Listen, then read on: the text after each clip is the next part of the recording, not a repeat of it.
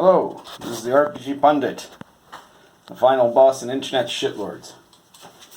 And today, before I start my video, I wanted to thank anyone who has purchased the Old School Companion, the Medieval Authentic Old School Companion book from DriveThruRPG. The link is in the description below. We've now hit copper bestseller already, and that's real copper bestseller because I've been hearing rumors a lot lately that apparently some people have been gaming the system over there, buying large numbers of massively publisher discounted products of their own to try to ramp up their rankings, which, well, given the people that it's suggested have done this, it doesn't surprise me in the least. They're the usual suspects for those of you who are in the know. But mine aren't like that, and every product that I've ever had that I've put into print has ended up becoming a bestseller, so this wasn't any kind of surprise for me, but I still want to thank everyone who's already purchased a copy. If you haven't, go check it out.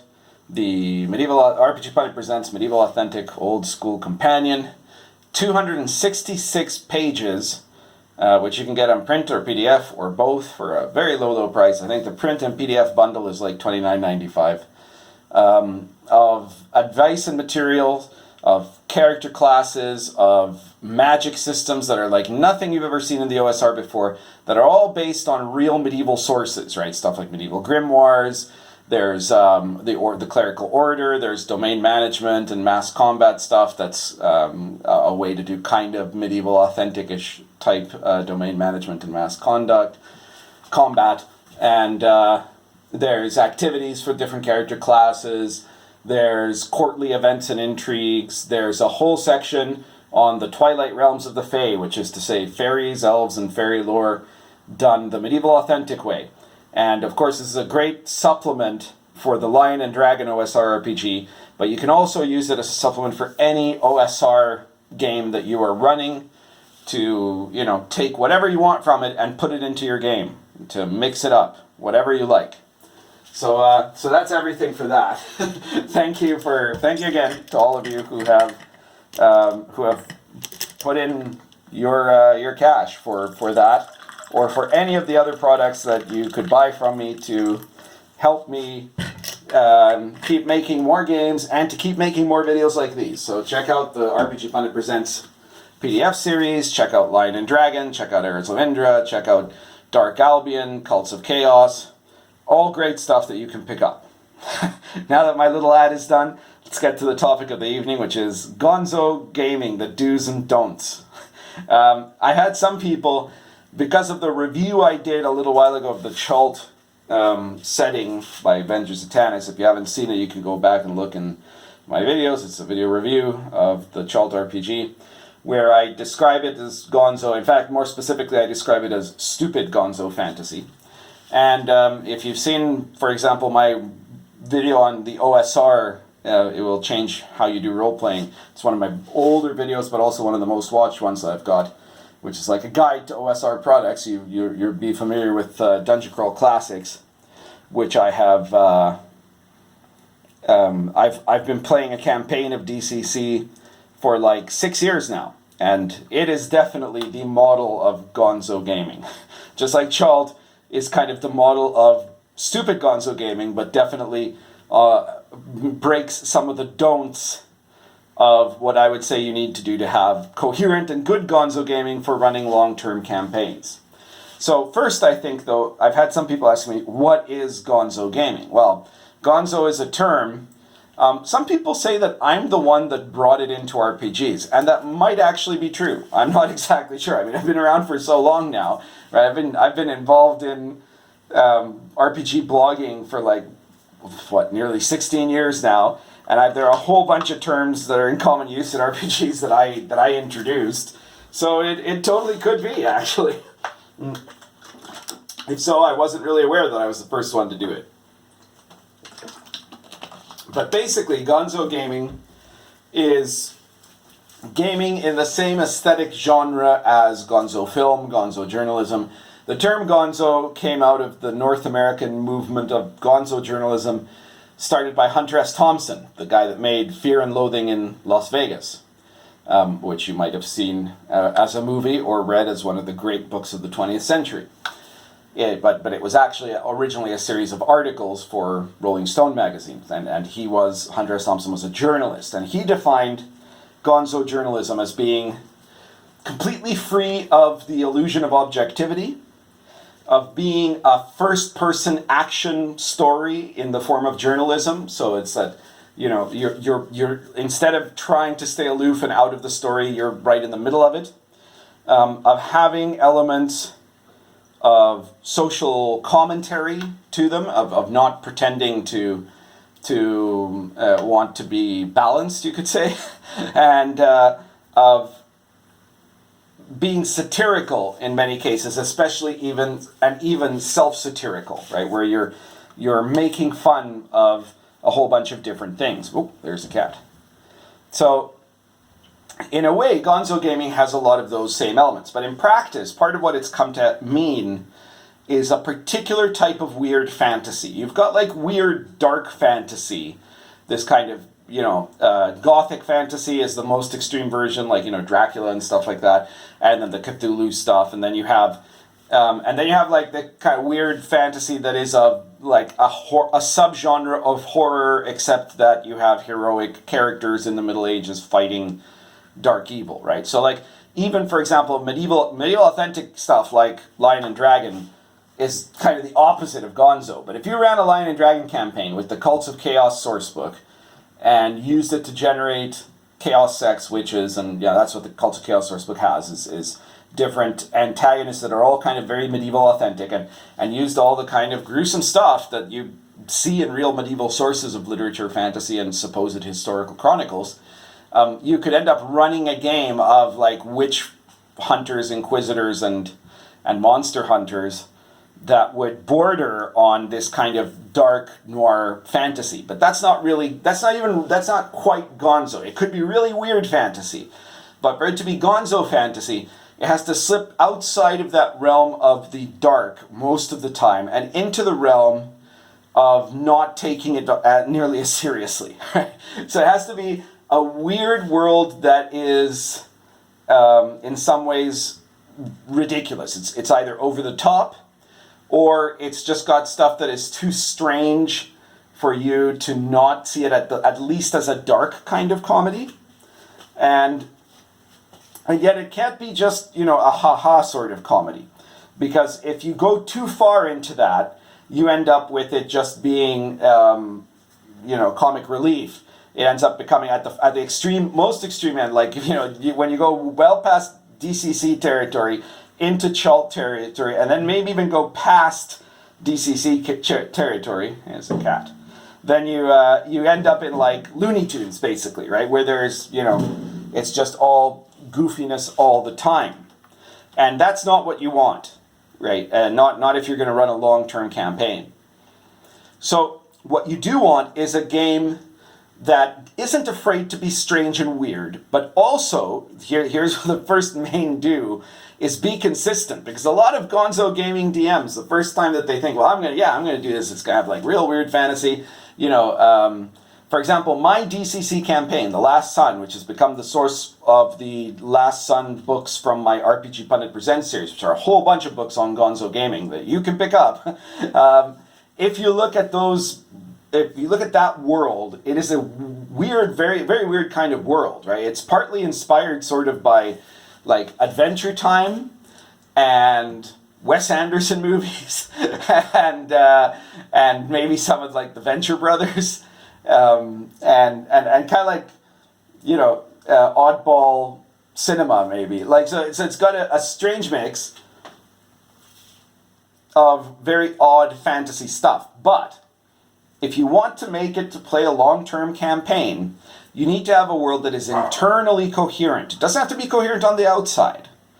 What I mean is, it doesn't have to make sense in the way an ultra-realist game would make sense, in that it would be like it is in our world, right? Like in a medieval authentic game, and if you're in a combat, the way you're going to be hurt, the grittiness of the game, and even stuff like magic, even though magic, you can say, well, magic doesn't exist in the real world. Some people would argue with you about that. But like, let's say weird magical effects, there are ways that they can do stuff that will seem credible in a way, or gritty, right? And then on the other hand, you can do magic like the DCC type magic, where you never quite know what you're going to get, right? And so there's all this weirdness. There's all these opportunities for weird, strange side effects and weird stuff to happen that is really goofy. But in a well-crafted world itself, so in the world of the Last Sun, for example, there's a reason why magic is weird and uncontrollable. There's a reason why not half of the time maybe, but a significant percentage of the time, whether or not God grants you a miracle will have nothing to do with whether you're being true to your supposed religious tenets or not, right? Which is because God is a machine that is broken, right? So it's not working properly. So everything that I put into this campaign, and it's a campaign that I've been running every 2 weeks for like 6 years now, is stuff that is really crazy, really weird. It uses all those kind of tenets of Gonzo journalism in the gaming field, right? I mean, obviously, Fear and Loathing itself is a big influence on that campaign. And so it has stuff that it doesn't try to pretend to be realistic. It doesn't worry about that. It sometimes, in small ways and sometimes in big ways, breaks the fourth wall. For example, characters in that DCC campaign will rate armor by armor class, right? Which in a normal game, you'd never do that, right? Because it's like, armor class is a game mechanic. It's not something that's happening in the world, right? If you're in like medieval England, you wouldn't go, well, I kind of want to buy that chain Hobart, but what armor class will it give me? Oh, it'll give you armor class 15, right? But that's a conversation that in the world of Last Sun, in a Gonzo game, maybe can happen, right? Just because it is that way, right? And there's all kinds of elements of the character's involvement being very central in a way compared to what you would get in other places, which doesn't mean that you don't use the world building rule that other things have to happen besides what your player characters do.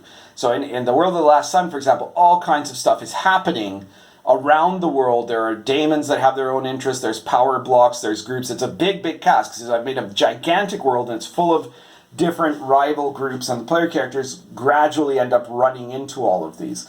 But also all the things that the characters do, for whatever reason, tend to end up becoming very central. There's a famous case where in relatively early on in the campaign, I think in the second year of the campaign or something like that, the characters ended up finding this weird rock that was like an amalgam rock, and they got a smith to make it into coins, right? And it was like a coin. It was like a synthetic rock that was like a green colored rock, right? It was basically a play on the Blackadder joke from, I found this gem with alchemy, I've created this crystal of purest green, right? And so but the player characters ran with that. He said, well, let's try to introduce it to the economy, right? And so the smith actually ended up stealing the credit from them, and he started calling them Smithplium pieces. And as the campaign has gone on, the characters have ended up having experiences where they've gone further and further away from this one little village where that stuff happened to finding people trading in Smithplium pieces all over the place, right? Another one is that, one of the characters in the game has become one of the great villains of the game, Bill the Elf. And he has become so famous that he started to have other people faking being Bill the Elf.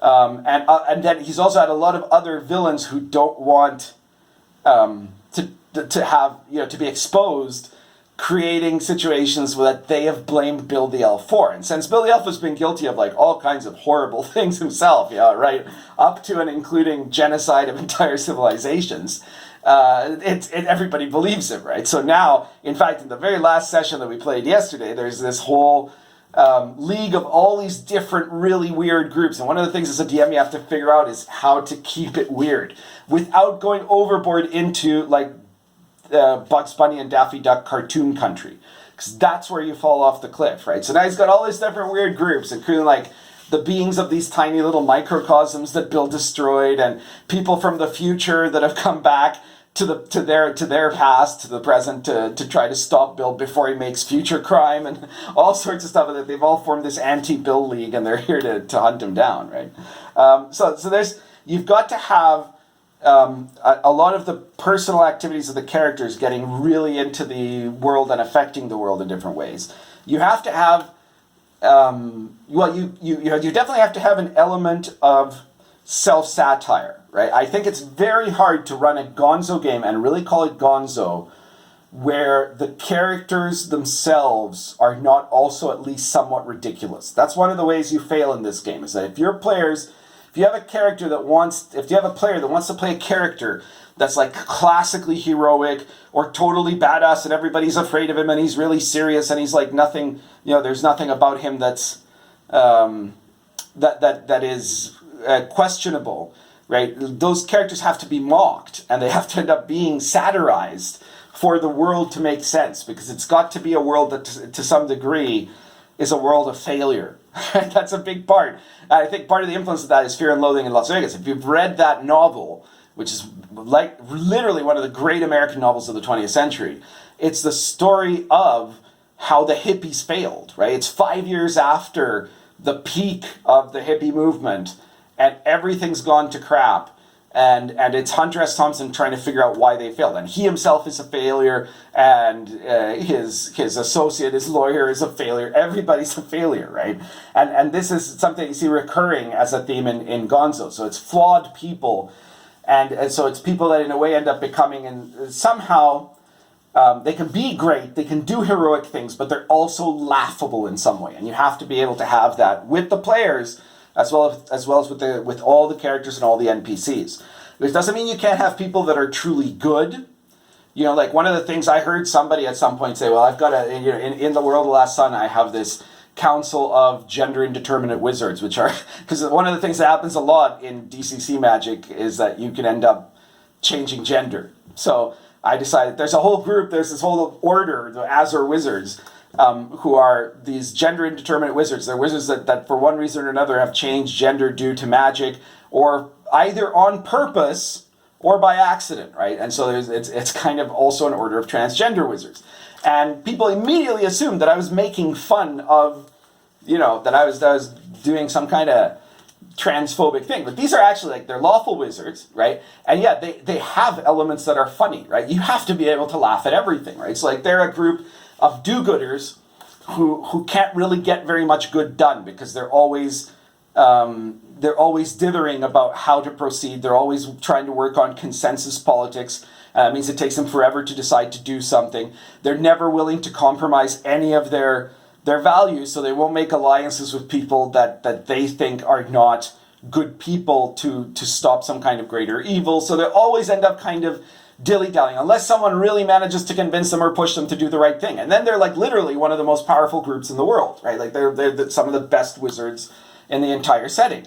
And this is a perfect way to kind of create that Gonzo aesthetic. They're a group of people, they can be really good, they can be really heroic, they can have an element of social commentary that can make light of things without meaning to be downright derogatory. And yet, in spite of being good, in spite of being powerful, they can also still be funny. And that's the sort of thing you want to aim at in your Gonzo gaming. And social commentary. Well, that's kind of optional. You really could.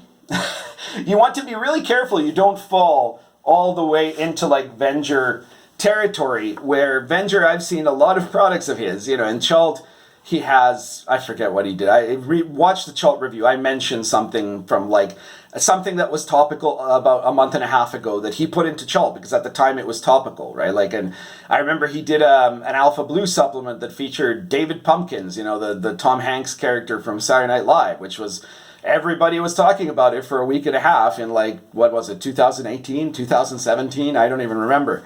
But, there's a very big risk of these things going outside of what is topical, right? So you want to be very careful how you use social commentary and how especially you don't fall into just making the adventures have all of the flavor of the week, especially not as anything more than maybe a cameo, right? If you really want to have a Gonzo moment where, I don't know, you have you have some guy named Soleimani and he gets whacked with a drone. Okay, fine, right? But you really want to be you really want to watch out that it doesn't end up being something that ends up dating your whole game in some way. It's all in how you run it. So the biggest do's of Dungeon Crawl Classics are, do make sure, or of any Gonzo game rather, is do make sure that your world is weird, that it's strange, that it's self-satirical, that it directly interacts with the player characters in a way that their decisions can end up having big consequences, and that it has an internal consistency. It can be a really hugely weird internal consistency. It can be an internal consistency that your players don't have to understand, and that's a very important key. Like at one point in, like, I think the third year of the campaign, the characters were in this desert or something, and they saw this statue, this mountain that had a statue with the head of somebody that was very obviously Teddy Roosevelt, but the player characters didn't know who that was, right? The players knew who it was from the description. They figured it out very quickly, and yet they had no idea why it would be there, right? And they thought maybe at the time that was just a joke, right? Except that later, like a year later, when they actually make it to the crown of creation, to heaven, they find out that the guardian of the pearly gates of the crown of creation is Teddy Roosevelt, right? It's already been established that this setting of The Last Sun is millions of years into the future of our real world, supposedly, but a very wacky variant of it. So there was a reason for something that appeared to them in a cameo like a year earlier in game time, like 26 sessions earlier. And only then did they understand it. And in some cases, they might never understand it. And that's all right. The big don'ts are, don't make stuff that doesn't have coherency, right? You have to figure out how it's coherent. It can be super weird. It can have extreme nonsensicality, right? It can be stuff, but you have to have a world where the characters can end up understanding that the world is consistent, because otherwise they're going to feel like nothing they do matters, right? Like it's just Looney Tunes, right? One time they might run off the cliff and somehow keep flying to the other side, and the other time they'll run off the cliff and pull out a sign that says "Oops" and fall to the ground, right? So if there's no consistency to how the world works, even if the world works really weird, as long as it's consistent, that's okay. But don't make your world inconsistent. Don't make it appear to have no rules at all and no coherency. And don't let your player characters be the only ones that aren't in some way mockable, right? Which means that if you have players that don't really react well to being mocked, you need to help them get on board with how this campaign is, right? You have to make it clear that, yeah, you can play a totally badass warrior, right? Dungeon Crawl Classics, people always talk about it as a low-level game, like how cool it is to play a zero-level guy that's like, all he's got is a chicken and a piece of stick and he's got 3 hit points, right?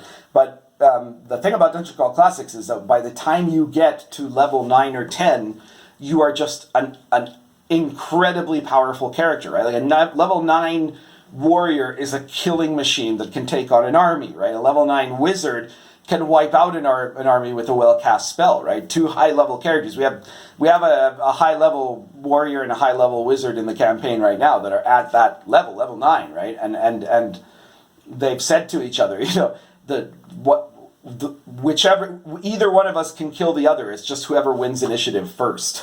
Right? And it's that sort of thing. They're really, really powerful. So you can do that, but you also have to understand that this is a world where you are in some way going to also be part of the punchline, right? You have to be a part of the joke, because otherwise you end up sticking out like a sore thumb, and it damages the world's credibility. If the character ends up being respectable in that sense, it makes it seem curiously anachronistic, right, or ill-placed.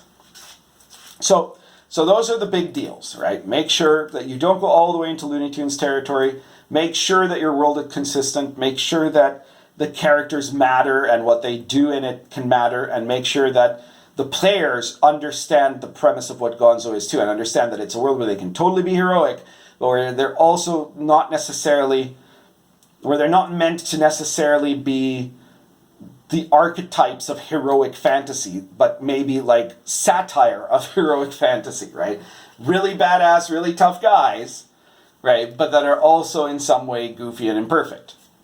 either knowingly or unknowingly.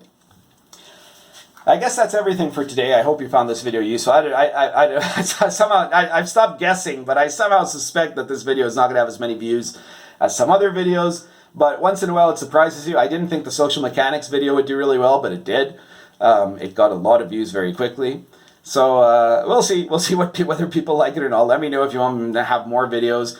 Write in the comments what kind of topics you would like me to talk about, whether it be about D&D style controversies, or whether it's about stuff like this, like DMing and world building or things like that. And again, share the video.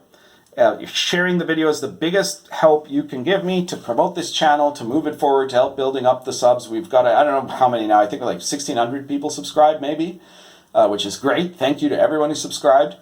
But spread the word, share the video. That's number one. Number two, if you want to, you could give me Patreon or PayPal money, or what I would recommend, purchase my books, right? The RPG Pundit Presents PDFs cost between 99 cents to like $5, right? They're in that range. So you can buy one probably pretty easily without, breaking your bank, and you're giving me a tip, and you're getting some kind of product that you can use in your D&D or OSR play. So check that out. And if not, check out my bigger books, especially my brand new book, the Old School Companion, the Medieval Authentic Old School Companion. The links are all in the description below. Thank you very much. Currently smoking Lorenzetti Kiet plus Argento Latakia.